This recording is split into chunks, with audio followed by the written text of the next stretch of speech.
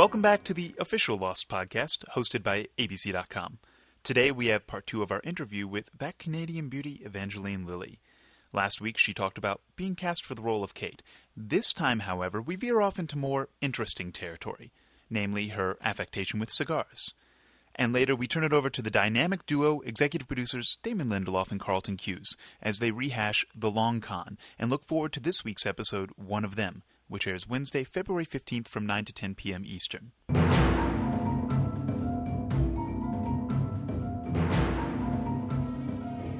The character Kate has always been one to challenge the system.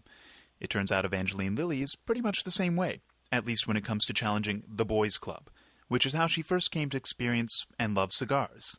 Or loved cigars, as the case may be, because, as we found out, all things fade, or in this case, go up in smoke. I actually, I'm on a hiatus from cigars right now.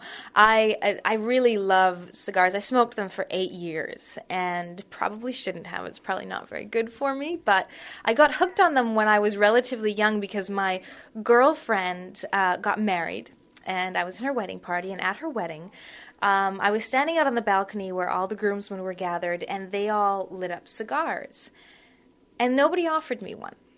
And I just thought it was relatively chauvinistic of them not to offer the one female standing with them the cigar because it was a boys' club thing. And being a woman who gets her back up about feminism once in a while, I turned to her new husband and I said, "Aren't you going to offer me one?" And he said, "What, you smoke cigars?" And I went, "Of course I do." I'd never had a puff of a cigar in my life before, but I just felt I had to make a point. So he handed me a cigar, and I'd never even had a puff of a cigarette or a joint or anything. I mean, I'd never taken smoke into my lungs before, and thank goodness for that, because I think most people who do smoke, the first time they smoke a cigar, they inhale it and they choke and gag on it. I didn't know any better, so I didn't inhale because I thought that the smoke was going to be disgusting and it was going to make me choke. So I just pulled the smoke into my mouth and blew it out again, exactly as you're supposed to. And I kind of thought, wow, that tasted really good. I really liked that. And I smoked the whole cigar, and that started it. From then on, every special occasion, when I would go out to a bar, when I would be drinking, maybe a port wine or something, a cigar would come out. My favorites were Cohibas. And then I ended up dating a series of guys who would join me, and that became something we would do together. But recently I had a terrible experience with cigars where I had this day... I did a whole day of press, 12 hours of press. I was exhausted. I'd barely eaten because when you're running around doing press, they don't really afford you time to eat a lot of the time. And then I went from there to a photo shoot. Then I went from a photo shoot to a press party where I was supposed to eat. But then everybody kept trying to interview me at the party, and I again didn't get a chance to eat. In the meantime, I'm slowly getting more and more intoxicated. And then I topped off the intoxication with a very big cigar, and then I went off to Matthew's birthday party and had some shooters and another cigar, and I don't do that. I just don't do that. I don't do the partying thing where you get really drunk and and that was a very new experience for me. I vomited. It was the first time I'd ever thrown up from alcohol ever in my life. That was last year.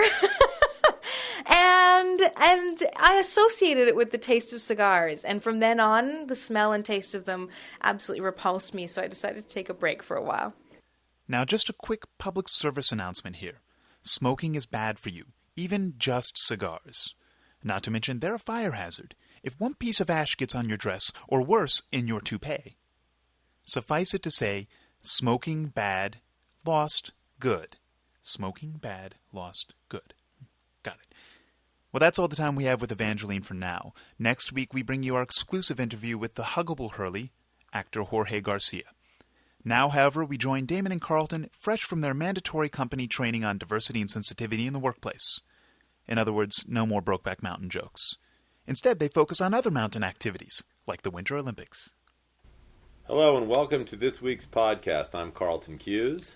And I am Damon Lindelof. A little sick this week. Damon's a little under the weather. Actually, we both were a little under the weather. And when you work in the close quarters that we do writing the show, basically your virus is my virus. This is absolutely fascinating. But I'm on the mend. Damon is a little his voice is a little more cigarette smoky today. But you're up for this, aren't you, Damon? I think it works for me. I think somehow. it does. It's just bringing me. I don't want to go back on all that Brokeback Mountain stuff again this week. You do though, but that's exactly why we're not going to do it. Okay, so let's talk about this week's story. How difficult was it to plot out such a complex con as in the Long Con? What kind of research did it require?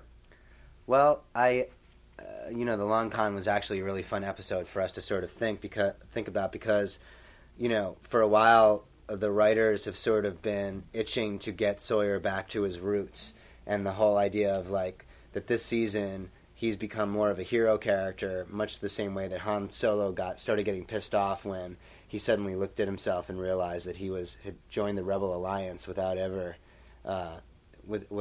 declaring to do so. So we wanted to construct a scenario under which Sawyer would be pissed off enough to basically go back to sort of his darker roots. And we talked about it and talked about it and talked about it and said, essentially all it would boil down to is, could a small act like Jack taking medicine away from Sawyer be enough to sort of provoke, almost the nuclear option? When you really look at the episode, you go, wow, Sawyer hatched this plan where Sun gets grabbed, he enlists Charlie, he lies to Kate, gets everybody fired up against Ana Lucia, goes and manipulates Locke, all because, essentially he doesn't want to be loved, and he's pissed off about his stuff being taken. So we started with that idea and then sort of worked our way backwards through it. Yeah, I mean, I think that we wanted to reset Sawyer. I mean, it's great that there's the lovable, fun, charming Sawyer, but ultimately the character is full of self-loathing and is sort of self-destructive, and we sort of felt like we'd seen enough of the sort of happy side of Sawyer that we really wanted to sort of revisit the darker, more troubled side of the character. And I mean, again, all these characters are sort of full of kind of very contradictory qualities, and I think that in upcoming episodes, you will begin to see some of the results of the fact that we've reset some of these characters more into the mode that they were in at the beginning of last year. There was a second part of a question here about what sort of research did this Long Con require, and funnily, just as an admission, the whole gas station con with the gold chains actually happened to me when I first came to LA. I was in a gas station with a friend of mine, and it was as in the movie, as in the show, basically. I got approached and was conned into buying some gold chains, one of which I gave to my girlfriend, now wife, and she obviously forgave me for the fact that it turned green about 3 days into her wearing it. But overall, I think in terms of the plot, it wasn't that we sort of researched cons. It's just that I think that we have a really good group of writers, and we worked really hard at trying to sort of sort out and plot the twists and turns of the story. And I think we ultimately got to a place where we were very satisfied with the fact that we kept sort of trying to work this story to make sure that it landed in ways that were not quite as the audience might expect. And we're all full of self-loathing ourselves, so that's a place that we know how to write from. Exactly. Are there any Easter eggs you want to discuss, like the appearance of Kate's mom? I wouldn't really call Kate's mom's appearance an Easter egg, would you? Yeah, it's pretty obviously Kate's mom there. That we just thought was a cool beat, in sort of the spirit of how these characters interconnect in the past, that Sawyer was sort of in this diner and he happened to be running this con in Iowa, which is where, is it Iowa or Ohio? It was Iowa. I think it's Iowa. Yeah, where Kate lived. I always confuse those states. No, it was Iowa. And, I mean, again, it's just part of the, we are definitely going to be revisiting this notion of how the characters' lives have intertwined in the past more this season, and it's sort of an important piece of the fabric of the show, and I think the interconnectedness of all of us is something that is very thematically interesting to Damon and me, and I think it's just we sort of feel like that. Just as a value, the fact that we all sort of need each other, the sort of live together, die alone theory is, part of, I think, the hopefulness that underlies all these stories, even if the stories themselves are intense and dark in their sort of specifics. So, moving forwards, next week's episode, or this week's episode, depending on when you're listening to this, is called One of Them. Yes. Carlton and I actually wrote this script. Yes. I guess we can talk about that for a moment. But, one of the things that I'd actually like to sort of sidetrack for a second and say that while we love the promo department of ABC and they do a fantastic job of sort of selling the show, in the case of One of Them's promo for next week, they showed a lot. Like, in terms of everything that you and I could potentially talk about, the fact that Rousseau is coming back, the fact that there's a man who's caught in a net, the fact that Saeed is going to torture this man, and the fact that the Dharma clock counts down to 0. You've all seen already, so there's nothing really we could tell you beyond all of those things. I didn't see that will intrigue you more. Night. Yeah, that's spilled it out, huh? That's pretty much what happened. They don't show you what happens when the Dharma clock gets down to 0, but they show it counting down. So I'll be watching. Yeah, and this episode sort of kicks off a whole story arc for the next group of episodes, and without saying too much about it, it sort of launches kind of a lot of what becomes the narrative focus for the next 4 or 5 episodes of the show. So it's an important episode in sort of setting up the next chapter of life on this island, and ultimately. So watch it instead of figure skating, please. Exactly. You can watch figure skating seriously all the time. Exactly. Put it on your TiVo. But it's going to be a Saeed episode, and one of the things that we think is really cool about it is, Saeed's another guy who we've sort of, it's easy to forget who he was before the crash. We sort of know him as this sort of heroic, romantic character, but the reality is that he was a torturer and enlisted in the Iraqi Republican Guard, and we're going to, show you another story from his past that actually takes place before the story, any of the stories that you've seen before, a much younger Saeed. And Naveen is just fantastic in this episode, so we'll sort of let it speak for itself. I just hope they don't put Bodie Miller opposite us. I want to see Bodie Miller. Who's that? He's the alpine skiing dude. Oh yeah, he's awesome. That kind of I know Apollo Ono is the skating guy. Yeah.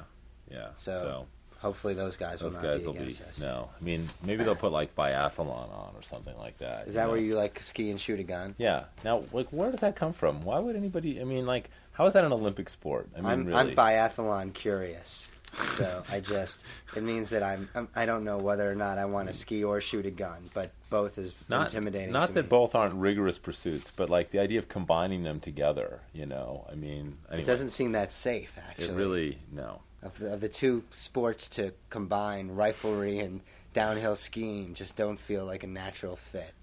But that's just me. What do I know? And now, time for our questions.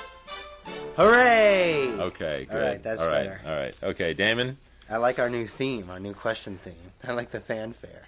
S. Corona, or S.K. Rona, or Scro N.A. 2004, wants to know why didn't they ask the others who they are, how they got there, and how they can get off the island? This is driving me nuts. I think that's a very good question, and the answer to it is, the others are, at least Mr. Friendly, who we'll refer to the man with the beard as, basically tells them that they are being surrounded by others. Other eye. And basically, he does the majority of the talking. When someone has a gun on you, that's pretty much the scenario.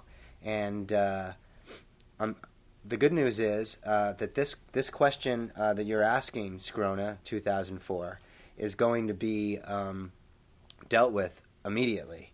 If you tune in to this week's episode and subsequent episodes, for the obvious reasons, you will find many of these questions asked, and even some of them answered, believe it or not.